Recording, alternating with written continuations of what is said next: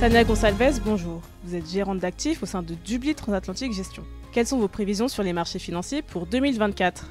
Après 2 années, combinant une inflation à plus de 7% par an et la plus violente hausse des taux directeurs depuis 40 ans, l'inflation commence à fortement décroître, donnant de nouvelles latitudes sur l'évolution des taux et dans son sillage, une perspective d'amélioration de la croissance économique et des marchés actions.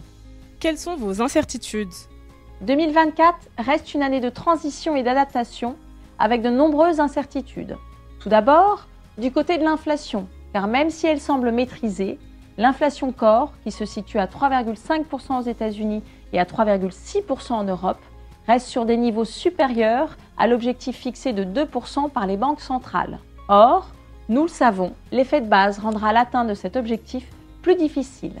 L'année 2024 est aussi une année d'élection présidentielle aux États-Unis, avec toutes les incertitudes que cela engendre, tant en termes de fiscalité que sur certains secteurs très sensibles, comme le secteur de la santé ou de l'énergie. D'un point de vue microéconomique et des résultats des entreprises, les prévisions de croissance des bénéfices par action sont attendues en hausse entre 8 et 12% pour 2024. Cependant, les investisseurs sanctionnent lourdement les sociétés qui révisent à la baisse leurs prévisions, comme dans le secteur des spiritueux ou de la distribution. Enfin, les risques géopolitiques sont toujours très présents entre les conflits russo-ukrainiens et aujourd'hui israélo-palestiniens. Quelles sont vos convictions ?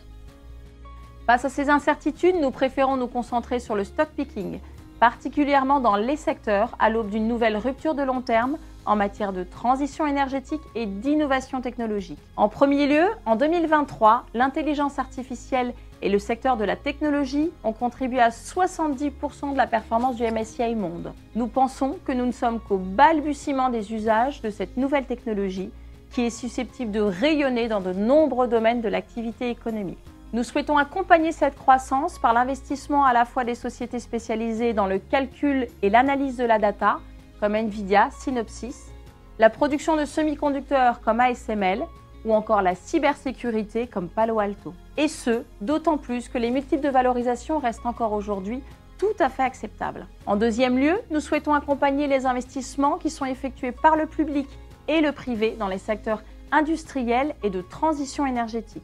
Depuis 2018, les États-Unis ont mis l'accent sur cette réindustrialisation américaine avec des investissements manufacturiers en croissance de 50% depuis 2020, se portant à 450 milliards de dollars par an. Nous réorientons nos portefeuilles dans le domaine de l'automatisation industrielle, de l'efficience énergétique et des leaders de la construction. En troisième lieu, nous conservons notre confiance dans le secteur de la consommation qui reste un des socles d'investissement. Conscients que certains nombres de valeurs du luxe ont souffert en fin d'année 2023, nous estimons pour autant que certains acteurs phares dans ce secteur, en particulier Hermès ou LVMH, restent des quilles de portefeuille particulièrement appréciées. Enfin, nous maintenons nos interrogations sur le secteur de la santé, qui souffre d'une pression sur le remboursement des médicaments et d'un effet de base défavorable.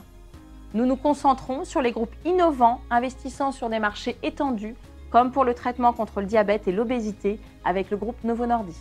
En conclusion, nous gardons un cap optimiste pour l'année 2024, soutenu par l'émergence de la rupture industrielle avec l'essor de l'intelligence artificielle. Toutefois, nous restons vigilants et prudents, car les entreprises restent soumises à de forts aléas en matière de croissance économique, d'évolution des taux et des risques géopolitiques.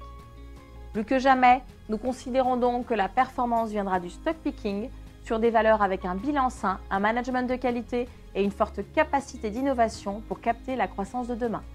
À très bientôt pour un nouveau point Horizon Marché.